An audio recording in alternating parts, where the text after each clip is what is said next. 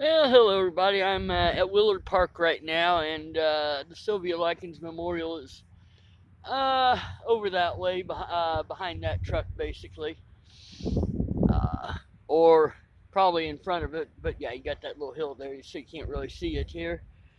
Uh, yeah. While I've been homeless. I've been to the ER one, two, 4 times for mental issues. Obviously, to say this has been emotionally stressful. Not so much, worrying about food, clothing, and shelter, because I've got all that. Um, it's being an introvert, living in a gym full of extroverts. And if you've ever been in a gym, and I'm sure you have been, since we all had to take phys ed in school, you know how loud they can be. Um, last time I went, I ended up in Options Behavioral Health Care System or hospital for 6 days. Um, Before that, on the 20, about a week before, I don't remember the exact date right now. I don't have most of my papers. I've tossed them to keep my bag light. That's my new backpack over there that I bought for $1.50 plus tax at the Salvation Army store. It was actually 50% off. It was $2.99, so nice bargain there. Since St. Vincent de Paul hasn't had any backpacks for like the last month, but they did give me my book slash briefcase with. So I've got to keep that pretty light, and I've got bursitis in both shoulders, but primarily in my right shoulder, which is my dominant hand. And my carpal tunnel's been flaring up since the day we had to go out in near zero and just slightly below zero weather, Fahrenheit for you folks in Europe. God, I wish we would switch to the metric system. But that's another rant for another day. Anyway, I got off track there, got stuck in the minutia. Um, about a week or so before that, yeah, um, I had gone to the ER because I knew if I went back to that dorm, I was going to hurt myself. And I basically got ignored. Basically, even my doctor said, based on what I said, they really couldn't admit me because you know. But if the mental health professional who had interviewed me after the MD basically ignored me, she would have seen my, she should have been paying attention to my affect because I was getting desperate. I mean, I literally told her, I can use anything in this room to hurt or kill myself. And all she did was take my stuff away. And somehow I maintained. And when I started getting pissed, she walked out and didn't hear anything, didn't hear anything, didn't hear anything. And I'm just stressing, stressing, stressing. I'm scratching my head. If my fingernails had been stronger, I'd have probably been bleeding from that. Uh, so yeah, the minute I walked out the door, I took an aluminum luggage tag, sharpened it up, and started carving on my hands. I hope you can kind of see on this hand.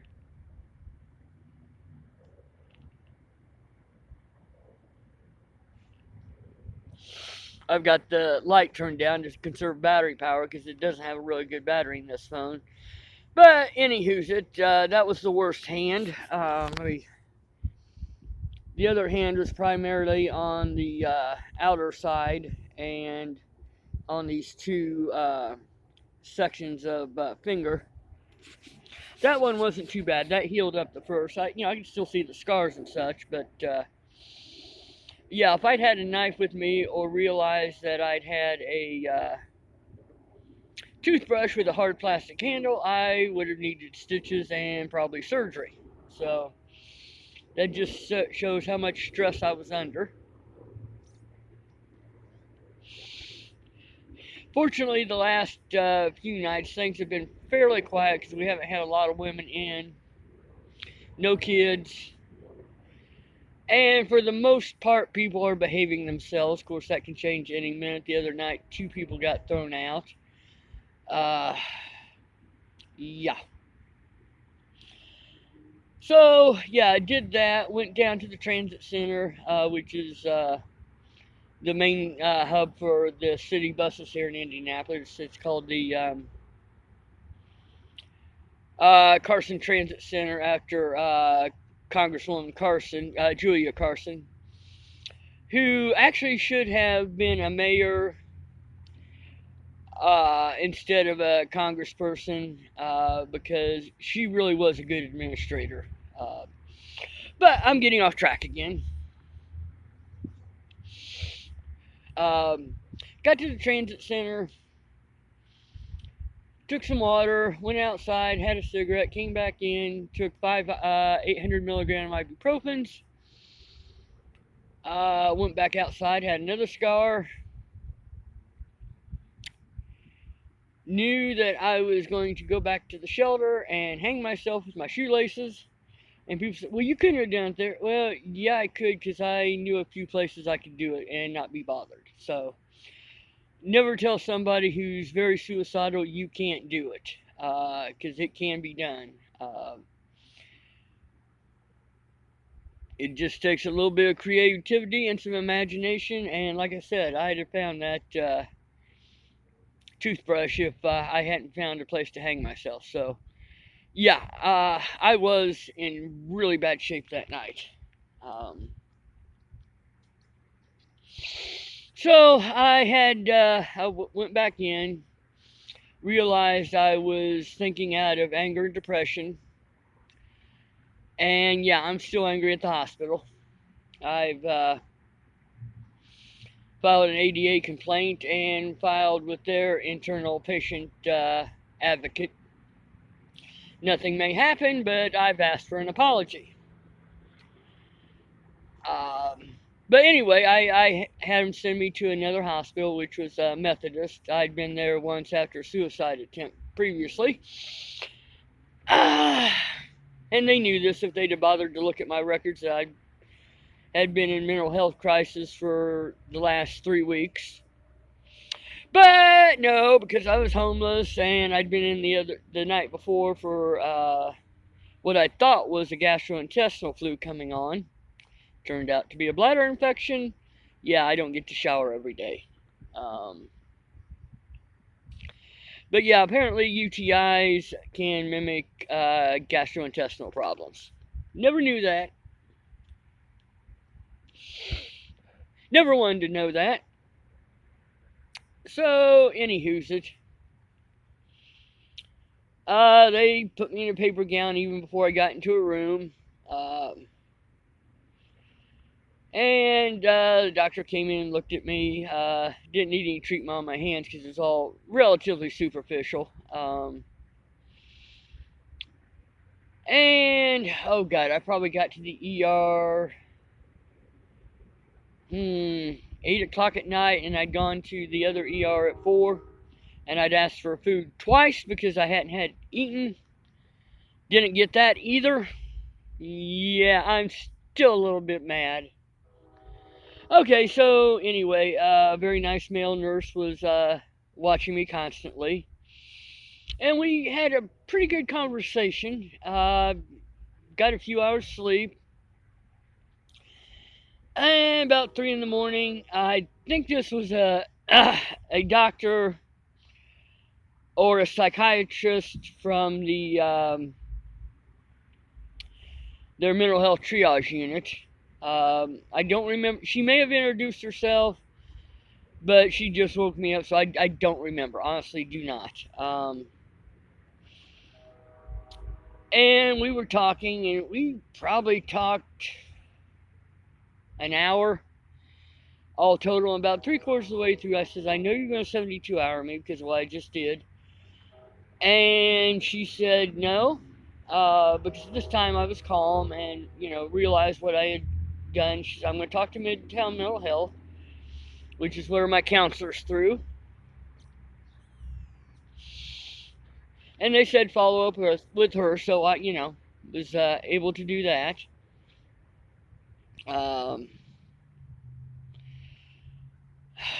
So, get back to the 25th of February, and the dorm is noisy. And I can't do anything to block it out. I can't say a rosary. I can't go to sleep. Watching a movie didn't help. I tried going out into an unoccupied section of the hallway, and it was still too noisy. Yeah, they were clowning that night. I'm not allowed to go to the stairwell. I can't go up to the catwalk and walk around. I'm in fight or flight mode, and there's no option for either mode except to hurt myself. Because, every coping skill I had, I couldn't use. So I was downstairs, which you're not supposed to be, because you're on winter contingency. And one of the staff came down, asked if I was okay, and I said, I need to go outside for 15 or 20 minutes to de-stress. And he said, well, come on in. And basically the chief manager said no, because people say that just to go out and smoke. And I said, I won't lie, I want to go out and smoke and de-stress, or I'm going to hurt myself. And I found out later a gal that I talked to regularly, she said I was pale that day. And it had to have been the stress and anxiety and the depression kicking in. So, excuse me, I'm still smoking my cigar and enjoying it. Enjoying this lovely afternoon in the park. It's probably mid-50s right now. It's going to be about 60 tomorrow, and then Monday it's going to start raining. So anyway, they called an ambulance, and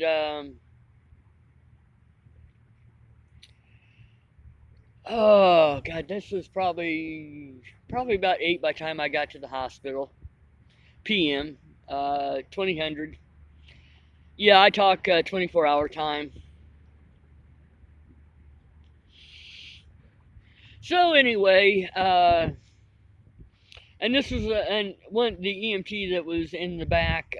He transformed me before for something else. And I think that was when I had an abdominal migraine, but that's a whole different story.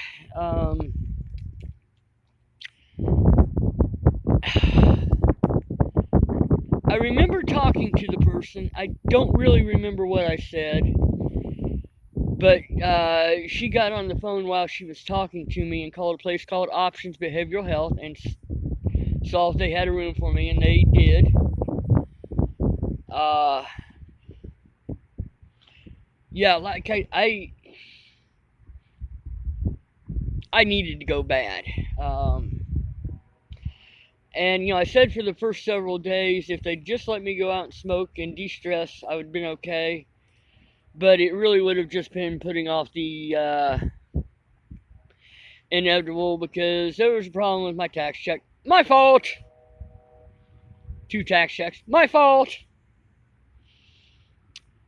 And it turns out, basically, because I haven't had a phone, lost out on a job I thought I was going to start at the end of the month, so that's okay. I found a plasma place that pays more, and that'll open up, so time to start hitting the streets again for a job.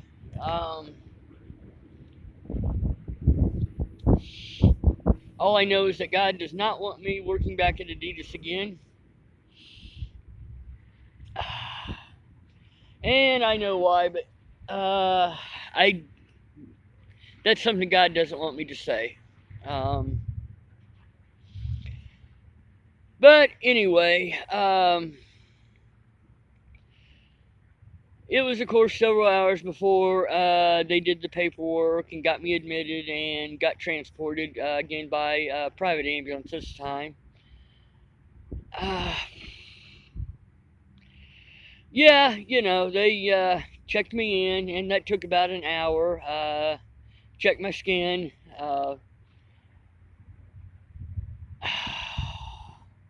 Went to bed that night, was in a unit upstairs called Unit 3, which had quite a few people in it, and by the end of the day they transferred me downstairs because going downstairs is a little bit of an adventure for me, especially on wide stairs. Narrow stairs aren't really a problem, but I'm slow either way on stairs because my right foot pronates.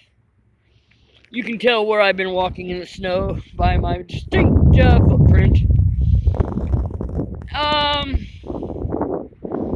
really wasn't, I think, until the next day before they had me on a whole lot of meds. Saw the doctor via video phone that next day. First day was, talking to nurses and clinicians and interns who took my history and assessment, including my history of major depressive disorder. I'd been diagnosed with PTSD. I really don't think I was, but I understand why I was diagnosed with that. I was also diagnosed with bipolar in the last month, which I understand why I was diagnosed with that, but really, I don't think I am, but that's for another video. So anyway, this unit only had about 10 people in at a time, and the day room was a little crowded at times and a little loud, but for the most part, it was much better for me to be in that unit than in the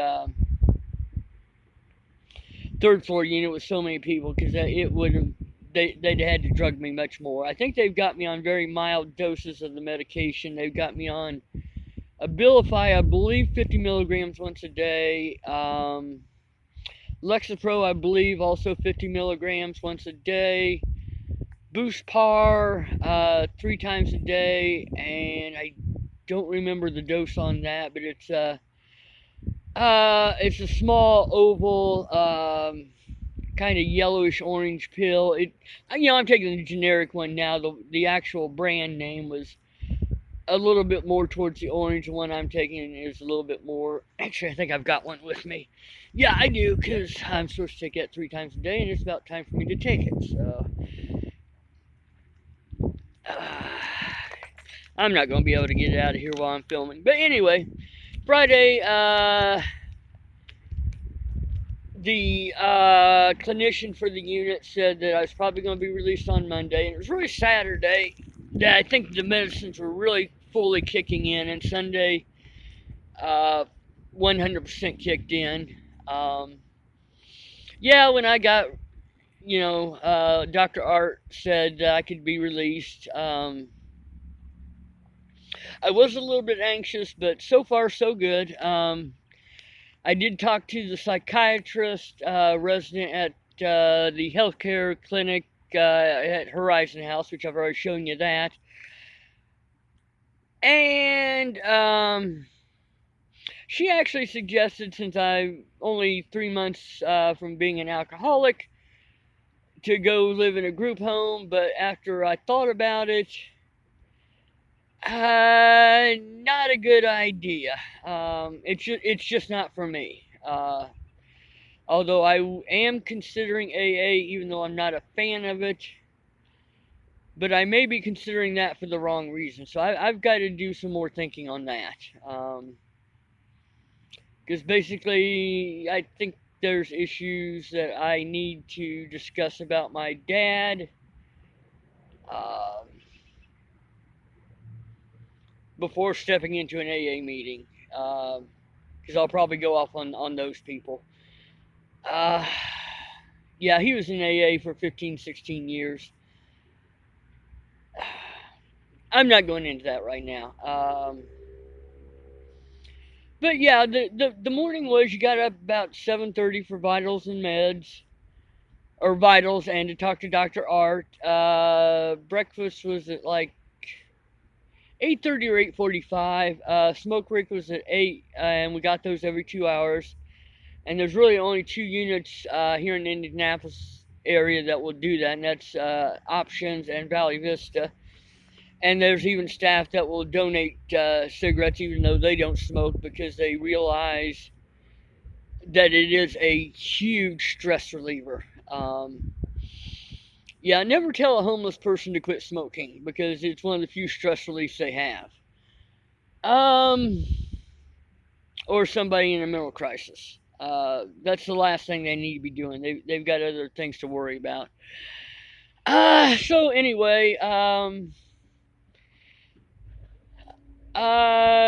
we'd have an activity class, which was an art therapy class usually. I got to 3 of them in the 6 days. The days where they had people in the units and only had one tech, we couldn't go. One day was painting. I painted pie on, pie was in purple watercolors, and the background was pink. And I chose pie because really that's the number for God, and that's another video. It's actually going to be a pretty cool video, actually. One we had meditation, and the other we did some yoga, which I couldn't fully participate in, but it was actually pretty cool. And I think once my shoulder and hand gets fixed, I think there's some moves I would like to learn more fully and practice. I think they'd be great for strengthening and toning and bringing out muscle definition, because honestly, there's been a couple times in the last 3 weeks I've caught a glimpse of myself in a window and didn't recognize my body. So that's how much I've changed in the last year. Yeah, we'd have usually a group led by the mental health tech, and another group through the day. So we had at least 3 types of groups through the day. Occasionally we'd get to the gym, but I only got to go once, and that was only a half hour. But yeah, major stress relief there. Dinner was actually fairly early, considering we'd have lunch late. But we had protein at every meal, which helped me lose almost 8 to 10 pounds. Yeah, living on a diet that's mostly carbs and very fast burning carbs is not good for your weight. The more protein I get and animal fat, the better I feel. And like I said, I lost 10 pounds pretty quickly within a week. 6 days of being on a very good diet. But the shelters and Horizon House, they have to deal with the donations they have. So I'm not blaming anybody on that one, because it is food and does sustain me. Usually everything was wrapped up by 6 o'clock, and a lot of times I would just go to bed then because I need to catch up on my sleep. And I didn't realize until a couple days in, one of my pills was a sleeping pill. That's the trazodone. 50 milligrams again on that. I've got the prescription with me, haven't used it yet. But there's a gal in the unit who doesn't have her medication, so she takes 100 milligrams. I gave her some last night because I had to help her get into a mental health inpatient. She had a heart attack while she was there and had to have open heart surgery. So, and she's major depressive too.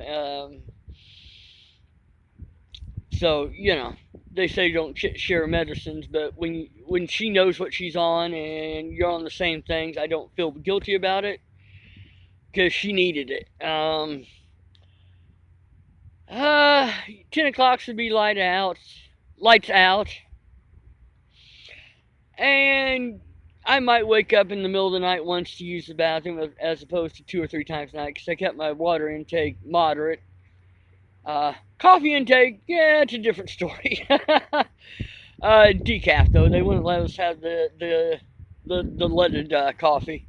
Probably a good thing. But yeah, I felt, when I got there, I felt safe with myself. And so, yeah, if you have mental health problems, get help. I know I've got a very long road with my therapist. I know I'm going to cry, I'm going to rage, I'm going to be depressed at times, but I got to work through these things. So, thank you, and hope I didn't get off track too much.